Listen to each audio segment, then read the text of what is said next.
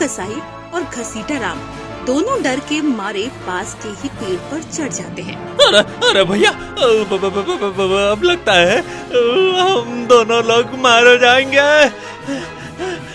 हे भगवान, हे भगवान, आज के दिन बचा ले, बचा ले आज के दिन। आइंदा के लिए जंगल में कभी नहीं आऊंगा। बचा ले भगवान, बचा ले। तभी भयानक जंगली सुअर उसी पेड़ में दौड़ दौड़ कर टक्कर मारने लगता है।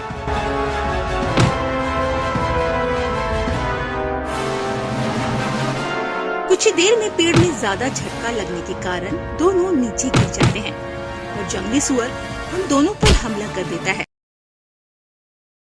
मुनमुन, ये ले, ये घी से चुपड़ी रोटी खा ले।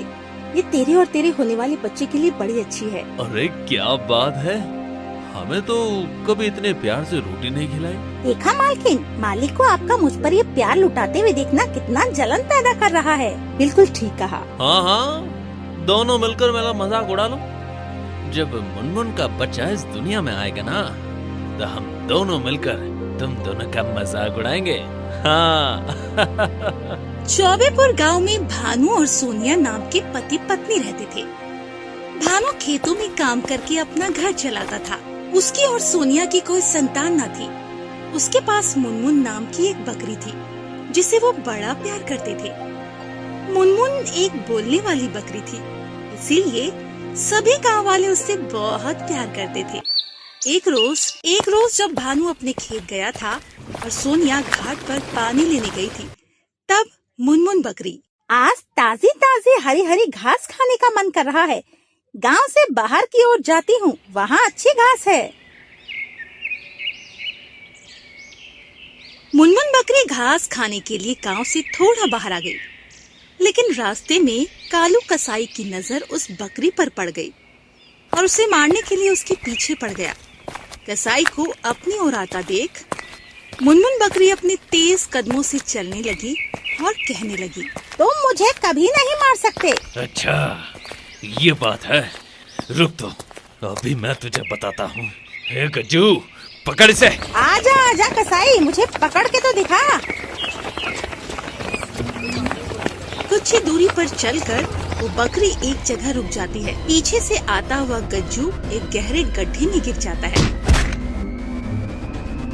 अरे बचाओ रे, अरे बचाओ, अरे बचाओ रे, अरे लग गई रे, अरे बाप रे। तभी पीछे से कसाई उसका पीछा करने लगते हैं। जिससे बचने के लिए बकरी जल्दी से घने जंगल की ओर चली जाती है। ये देखकर पीछे से कसाई बोलता है, अरे बाप रे, ये बकरी तो उस घने जंगल में चली गई। अब हम आगे नहीं जा सकते। मैं जानता हूँ ना, वहाँ एक खतरनाक खूंखार भेड़िया रहता है। ये सोचकर वो गुंडे पीछे हट गए, लेकिन बकरी उस जंगल में चली गई। ऐसे ही सुबह से शाम हो गई और रात का सन्नाटा गहराने लगा। वो गुंडे घर वापस जाने लगे। तभी उनको कुछ जंगली जानवरों की आवाज सुनाई पड़ती है।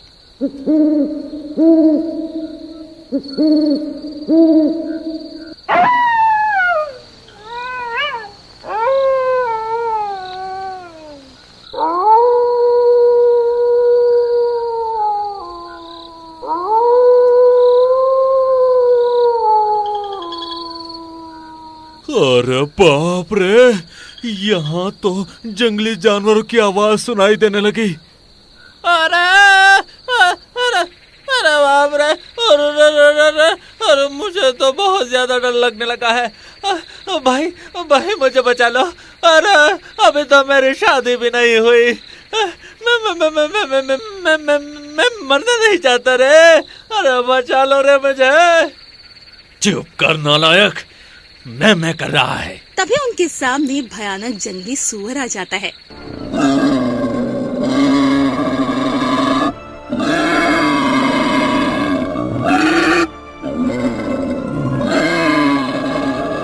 कालू कसाई और घसीटा राम दोनों डर के मारे पास के ही पेड़ पर चढ़ जाते हैं। अरे अरे भैया, अब लगता है हम दोनों लोग मारे जाएंगे।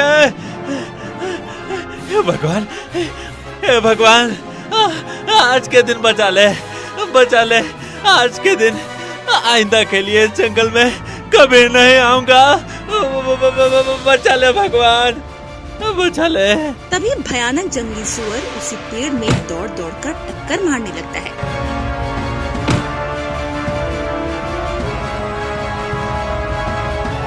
कुछ ही देर में पेड़ में ज्यादा झटका लगने के कारण दोनों नीचे गिर जाते हैं और जंगली सुअर उन दोनों पर हमला कर देता है।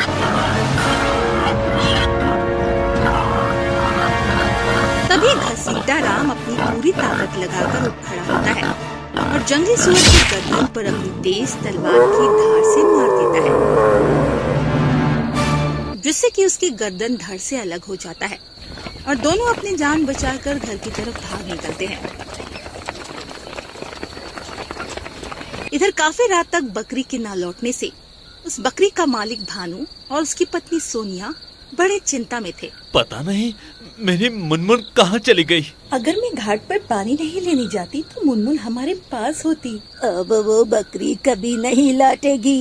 कैलाश ने उसे जंगल में जाते देखा था और तुम तो जानते हो वहाँ से नहीं लौटा कोई आज तक। उधर मुनमुन बकरी जो कि गर्भवती थी, उसे प्यास लगती थी और वो जंगल के बीच बनी नदी के पास पानी पीने जाती है, जहाँ उसी वक्त एक भेड़िया आ जाता है। तुम इस जंगल की तो नहीं लगती, फिर यहाँ क्यों आई हो? इंसानों से बचते हुए मैं यहाँ आई थी। मैं गर्भवती हूँ और भूख लगने के कारण चारा खाने आई थी, लेकिन रास्ते में कसाई मेरे पीछे पड़ गया, जिससे बचते हुए मैं यहाँ आ गई। ओह, लेकिन घबराओ नहीं, यहाँ तुम सुरक्षित हो। तुम चाहो तो मेरी गुफा में आराम कर सकती हो। मुनमुन उस भेड़िया के साथ गुफा में चली जाती है, जहाँ भानु और सोनिया के बारे में उसे बताती है।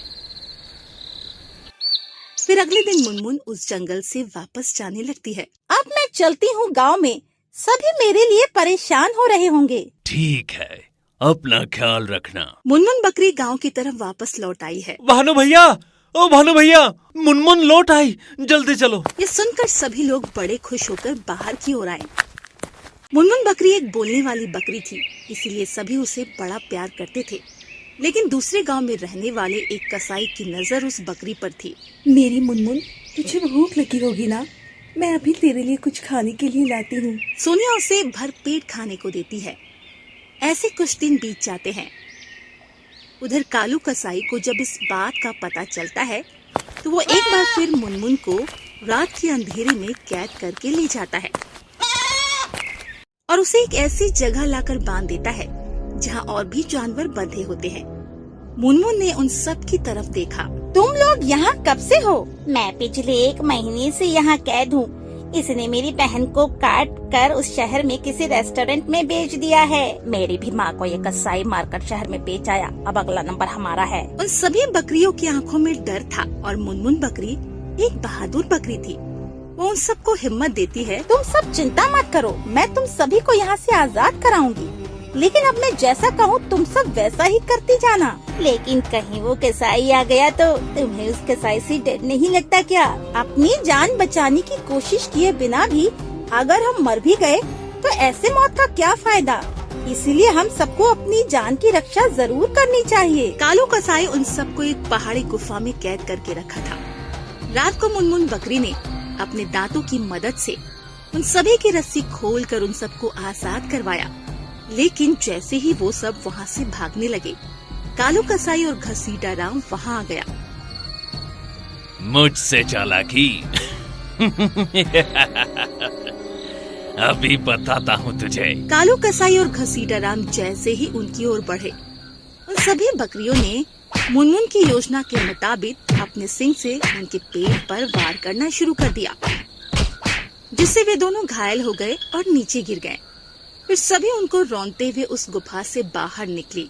अपनी बहादुरी से मुनमुन बकरी ने न सिर्फ अपनी जान बचाई बल्कि बाकी और कई पशुओं की भी जान बचाई। फिर अगले दिन गणतंत्र दिवस पर मुनमुन बकरी को पुरस्कार से सम्मानित किया गया। अब सोनिया और भानु मुनमुन के साथ साथ उसके बच्चे का भी खूब ख्याल रखते थे। कुछ समय बीत जाने के बाद उसने एक बड़े ही प्यारे से मेमने को जन्म दिया, और वो मेमना ही नहीं, एक जादुई मेमना थी। कुछ समय बीत जाने के बाद वो मेमना बड़ी हो जाती है। उसे भानु और भानु की पत्नी सोनिया प्यार से गोमती कहकर बुलाते थे। वो रोज ढेर सारा भरकर बाल्टी दूध देती थी। इधर कालू कसाई के दिमाग में पूरे गांव और पूरे जानवरों के लिए नफरत बैठ गया था। जहां वो सभी लोगों से बहुत ही ज्यादा नफरत करता था, और जो कोई भी गरीबों की मदद करता वो उसे भी नहीं बख्शता था, जिस कारण से गांव में गरीबों का बहुत बुरा हाल था। उसी गांव में मोहन नाम का एक किसान अपनी पत्नी रुचि के साथ रहता था। मोहन के पास कुछ भेड़िया थी, जिनका दूध बेचकर वो अपना और अपनी पत्नी का गुजर बसर करता था। मोहन उस गांव में सबसे गरीब था, जिस कारण गांव वाले कालू कसाई के डर से उन दोनों से कोई नाता नहीं रखते थे। रुचि, भेड़ी बहुत भूखी है। गांव में कोई भी उन्हें खेत से चराने नहीं देता। जिस भी खेत में इन्हें लेकर जाता हूँ वो इन्हें मार मार कर भगा देता है। आप लेकर जाए तो क्या पता कोई इन्हें चराने दे। अच्छा, ठीक है। मोहन अपनी भेड़ियों को लेकर निकल पड़ा। रास्ते में एक हरा भरा खेत था। वो भेड़ियों को लेकर उस खेत में गया। तभी वहाँ खेत का मालिक हिम्मत लाल आ जाता है। मोहन, गरीब कहीं के, तेरी हिम्मत कैसे हुई अपनी भेड़िए को मेरे खेत में लाने की? रुक, अभी तुझे बताता हूँ। वो मोहन और उसकी भेड़ियों को 2-3 डंडे मारता है, जिसके डर से वो वहाँ से भाग जाता है। मोहन चारे की खोज में वो गांव से बाहर आ जाता है, जहाँ वो देखता है एक बहुत बड़ा हरा भरा मैदान है। अरे वाह, ये तो खूब हरा भरा मैदान है और घास भी कितनी ताजा है। तेरा लाख लाख शुक्र है भगवान, अब मेरी भेड़ी भूखी नहीं रहेगी। उसकी भेड़िया वहाँ जाकर चढ़ने लगती है, और पेट भरने के बाद शाम को मोहन उन्हें लेकर घर लौट आता है और रुचि को सारी बात बताता है। चलो अच्छा है जी, कब से बेचारी भूखी थी, कम से कम इनका पेट तो भरा। ऐसे ही दिन बीते। एक रोज दूसरे गांव से 2 साधु आए। उन्हें बहुत तेज भूख लगी थी। उन्होंने सभी गांव में घूमकर खाना मांगा, लेकिन किसी ने उन्हें खाना नहीं खिलाया। फिर वो थोड़ा आगे बढ़े। आगे बढ़ने के बाद फिर उन दोनों साधुओं को मोहन की पत्नी रुचि ने उन दोनों को भोजन कराया। जाते वक्त साधु ने उनकी एक भेड़ी पर हाथ फेरा और मुस्कुराकर चले गए। अगले दिन जब रुचि बाड़े में गई तो उसने देखा जो एक भेड़ पोटी कर रखी है वो तो सुनहरे रंग की है और सोने जैसी चमक रही है। अरे ये तो सोनी की पोटी है। अरे जी जल्दी आइए। अरे क्या हुआ? आज भेड़िए की जगह तुम क्यों मेमिया रही हो? ये देखो भेड़ ने क्या किया है। अरे अरे अरे अरे, ये तो सोने की पेटी है। इसका मतलब साधु जी ने जो कल भेड़ी के सर पर हाथ फेरा था वो उनका चमत्कार था, और उन्हीं चमत्कार की वजह से इसने सोने की पेटी दी है। मैं अभी से बाजार में बेच कर आता हूँ। वो बाजार में जाकर उन्हें बेच आता है, जिसके बदले उसे ढेर सारे पैसे मिलते हैं। इतने सारे पैसे, अब हम भी अमीर हो जाएंगे जी, और हमारे बुरे दिन खत्म हो जाएंगे। हाँ हाँ रुचि, अब हम दोनों गरीबी में नहीं अमीरी में जिएंगे। अब हमारे पास भी अच्छे अच्छे कपड़े और खाने के लिए अच्छे अच्छे पकवान होंगे। अब मोहन उन भेड़ों को उसे मैदान में ले जाता है, जहाँ कोई उसे भेड़ियों को चराने से नहीं रोकता था। घास खाने के बाद वो सोने की पोटी देती। ऐसा करके वो बहुत अमीर हो गए। गांव में सभी उनके बदलते दिनों को देखकर हैरान थे। न जाने कौन सा खजाना हाथ लगा है उन गरीबों के पास। कुछ महीनों में ही वो इतने अमीर हो गए। मुझे सुनार बता रहा था मोहन उसके पास सोने की गोलियां बेचनी आता है। पता नहीं कहाँ से लाता है वो इतनी सारी गोलियां। ये बात सारे गांव में फैल जाती है, और यही बात कालू कसाई तक भी पहुंच जाती है। वो सारी सच्चाई पता लगवा लेता है। ये गज्जू, जरा उठा के लाओ उस मोहन की भेड़ों को। बहुत अमीर हो लिए हैं वो। कालू कसाई उसके सारी भेड़ियों को उठा लेता है। अब हम क्या करेंगे रुचि? हमारी सारी भेड़ियों को उठा ले गए वो लोग। लेकिन जब वो भेड़िया कालू कसाई के पास जाती है तो कालू कसाई उन्हें खूब खिलाता पिलाता है, लेकिन वो सोने की पोटी नहीं देती। उन मोहन ने हमें बेवकूफ बनाया। चलो चलो अभी उसके पास इन भेड़ों को लेकर। कालू कसाई उन भेड़ों को लेकर मोहन के घर जाता है। अरे ओ मोहन, बाहर निकल। तूने हमसे झूठ कहा कि ये भेड़े सोने की पेटी देती हैं। गज्जू, इसके झूठ की ऐसी सजा दो इसे कि ये हमेशा याद रखे। नहीं नहीं, हम झूठ नहीं कह रहे मालिक, इन्हें कुछ मत करिए। तभी वो जादुई भेड़ सोने की पोटी कर देती है, जिसे देख कालू कसाई हैरान रह जाता है। वो सोने की पोटी को हाथ में उठाता है तो वो सोने की नहीं रहती। ये सब क्या हो रहा है आखिर? तभी वहाँ से साधु आते हैं और कहते हैं, ये सब तुम्हारे कर्मों का नतीजा है। कालू कसाई, तूने गरीबों के साथ जो अत्याचार किया है उसके कारण ही तेरे साथ ये सब हो रहा है। और तू तो क्या, मोहन और रुचि के अलावा जो कोई भी इसकी सोने की पेटी लेगा उसके साथ यही होगा। केवल मोहन को ही ये भेड़ जादुई पेटी देगी। कालू कसाई को सब समझ आ चुका था। अब उसे अपने किए पर बहुत पछतावा था। उसने अब गरीबों पर अत्याचार करना बंद कर दिया और मोहन गांव का जो सबसे गरीब आदमी था, अब वो उस गांव का सबसे अमीर आदमी बन गया। रुक जा गिद्ध के बच्चे, मैं तुझे नहीं छोड़ूंगा। मेरे नाक में दम कर रखा है, रोज मेरे कबूतर चुराता है। रुक जा, अभी तुझे इस जाल से पकड़ता हूँ। अरे ये बूढ़ा तो मेरे पीछे ही पड़ गया। अरे छोड़ मेरा पीछा। अरे नहीं चुराऊंगा तेरे कबूतर। बुढ़ा किसान बहुत दूर तक गिद्ध का पीछा करता है, लेकिन गिद्ध अपनी रफ्तार पकड़कर वहाँ से भागने में कामयाब हो गया। इस बार तो बच गया, लेकिन अगली बार तुझे नहीं छोड़ूंगा। जंगल में लाजू नाम की एक चिड़िया रहती थी। वो बहुत मेहनती और होशियार थी। कुछ दिन पहले ही उसने 7 प्यारे प्यारे अंडे दिए थे। अब तो उन अंडों से बच्चे बाहर निकलने का समय भी हो गया था। इसीलिए उनकी सुरक्षा के लिए वो पेड़ पर चढ़ी हुई बेल को कुछ ऐसा बना रही थी कि बेल की वजह से उसका खोखर का घोंसला किसी को दिखाई ही ना पड़े। अरे वाह, घोंसला तो बड़ी ही अच्छे से ढक गया।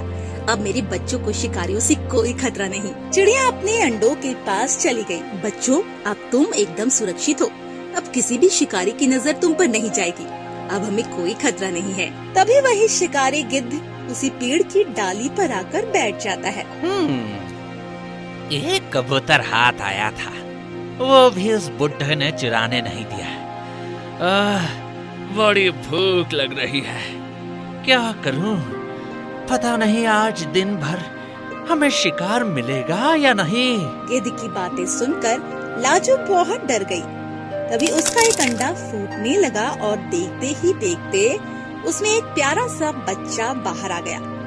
बच्चा बाहर आते ही आवाजें निकालकर अपनी माँ से भोजन मांगने लगा। लेकिन तभी बाहर बैठे गिद्ध को बच्चे की आवाज सुनाई देती है। अरे ये आवाज किसकी है? और ये आवाज आ कहाँ से रही है? यहाँ आसपास तो कुछ नहीं दिख रहा। लाजू अपने बच्चे को सहलाकर चुप करा देती है, लेकिन गिद्ध को किसी के आसपास होने की भनक तो लग गई थी। अरे मुझे कुछ दिखाई क्यों नहीं दे रहा? मुझे पता है आवाज तो यहीं कहीं से आ रही है। गिद्ध पूरे पेड़ का चक्कर लगाकर देखता है, लेकिन उसके हाथ कुछ नहीं लगता। उसे चिड़िया की खोखर कहीं पर भी नहीं दिखती है। कहाँ से आ रही है? लगता है आज मेरे नसीब में कोई शिकार है ही नहीं। शिकारी हार मानकर वहाँ से चला जाता है। लाजू खोखर के अंदर से ही गिद्ध को जाते हुए देख लेती है। अरे बाप रे, आज तो मेरी जान ही निकल गई थी। मेरे बच्चे, तुम्हें भूख लगी है ना? रुको, मैंने तुम्हारे भोजन की सारी तैयारियां कर दी है। कुछ दिन बीत गए और चिड़िया के एक और अंडे से एक प्यारा सा बच्चा बाहर आ गया। चिड़िया के 2 बच्चे तो अंडे से बाहर आ गए थे, लेकिन अभी भी 5 अंडे बाकी थे। दिन बीत रहे थे और एक दिन चिड़िया ने इकट्ठा किया हुआ सारा अनाज खत्म हो गया। बच्चों सुनो, मैं हमारे तुम्हारे लिए अनाज और कुछ फल लाने जा रही हूँ। तुम दोनों मिलकर अपना और इन अंडों का ख्याल रखना। और हाँ चुन्नू, बाहर मत जाना, मैंने तुम्हें बताया है ना बाहर कितना खतरा है। हाँ माँ, मैं जानता हूँ कि बाहर शिकारी पूंछी घुमाते हैं जो हम जैसे बच्चों को चुरा कर ले जाते हैं। तुम चिंता मत करो माँ, मैं सभी का अच्छे से ख्याल रखूंगा। ठीक है, अब मैं चलती हूँ। लाजू पहले पत्तियों में से झांककर बाहर देखती है। जब उसे बाहर सब कुछ सुरक्षित लगा तब वो अनाज लाने चली गई। लाजू के जाने के बाद उसके छोटे भाई मुन्नू का मन घर में नहीं लग रहा था। उसे बाहर जाकर बाहर की दुनिया देखने का बहुत मन था। भैया, आप कल कह रहे थे ना कि आप एक बार माँ के साथ बाहर गए थे। हाँ, मैं सिर्फ एक बार बाहर गया था मुन्नू। बाहर की दुनिया बहुत खूबसूरत होती है। अरे भैया, तो चलिए ना, हम दोनों आज बाहर जाते हैं, बहुत मजा आएगा। अरे अरे मुन्नू, ये तुम क्या कह रहे हो? बाहर की दुनिया जितनी खूबसूरत है उतनी ही खतरनाक होती है। माँ ने हमें बताया है ना, बाहर शिकारी पूंछी घूमते हैं, वो बड़े ही डरावने होते हैं। अगर हम बाहर चले गए और माँ को पता चला तो माँ हमें बहुत डांटेगी। अरे भैया, हम सिर्फ एक बार बाहर जाते हैं। तभी वही शिकारी गिद्ध अपना शिकार लेकर उसी पेड़ की डाली पर आकर खाने लगता है। और माँ के आने से पहले तो हम घर वापस भी आ जाएंगे ना। बच्चों की ये बातें गिद्ध के कानों पर पड़ जाती है। अरे, ये आवाज किसकी है? माँ के आने तक हम वापस आ जाएंगे? मतलब ये आवाज किसी बच्चे की है और उसकी माँ बाहर गई है। उस दिन भी वो आवाज इसी पेड़ से आ रही थी। इसका मतलब यहाँ पर जरूर कोई शिकार है। मुझे उसकी खोज करनी होगी। लगता है बाहर कोई आया है। गिद्ध फिर से पूरे पेड़ को छान मारता है, लेकिन फिर भी उसे चिड़िया का घोंसला दिखाई नहीं दिया। अरे, क्या करूं? उस बच्चे को कैसे पकड़ूं? हाँ, आइडिया।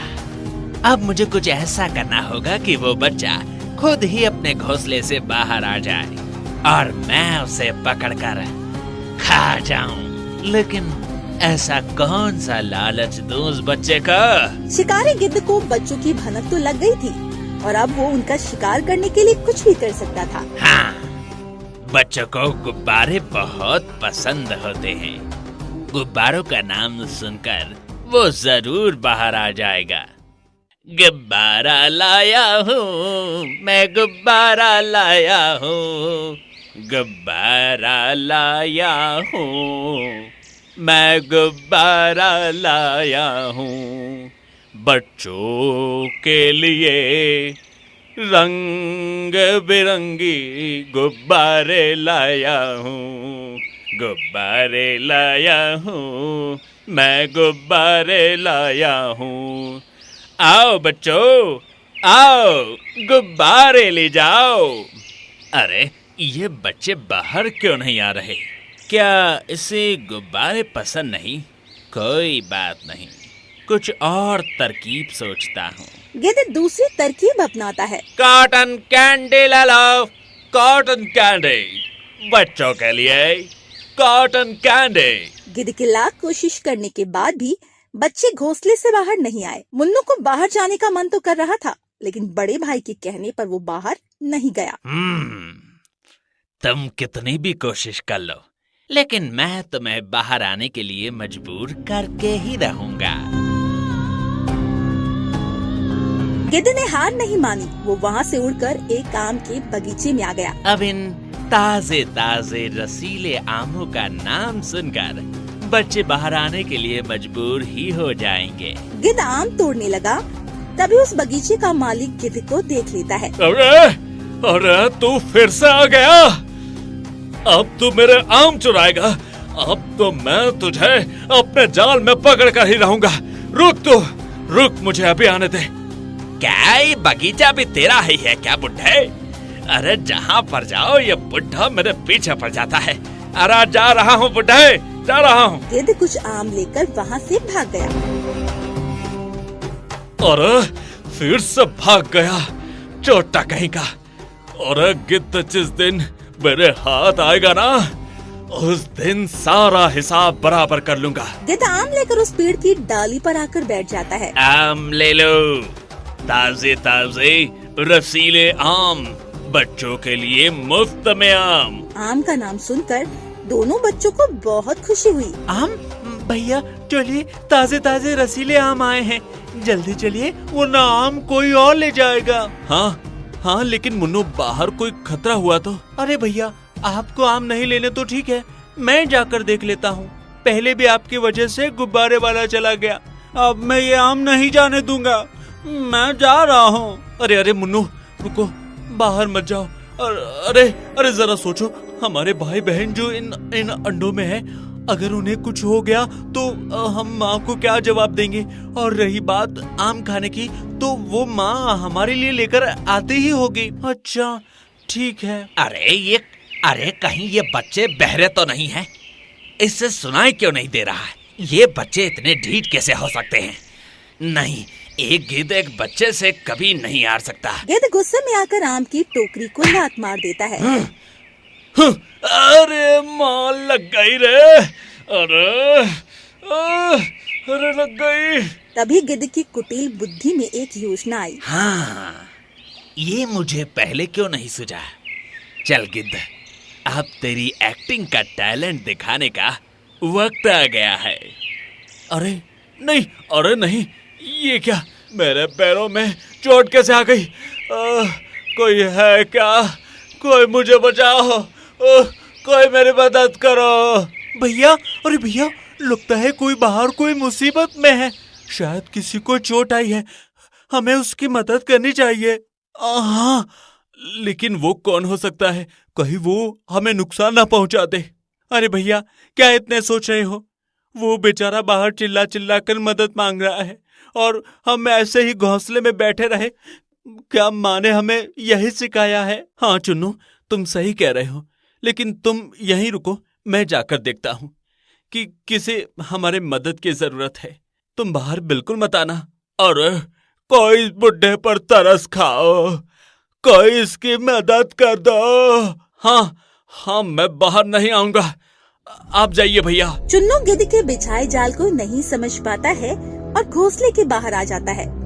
गिद्ध चुन्नू को बाहर आते वक्त देख लेता है। आप कौन हैं और आपको क्या हुआ है अंकल? कैसी मदद चाहिए आपको? मदद? और मुझे? पहले खुद तो बच ले। रुक।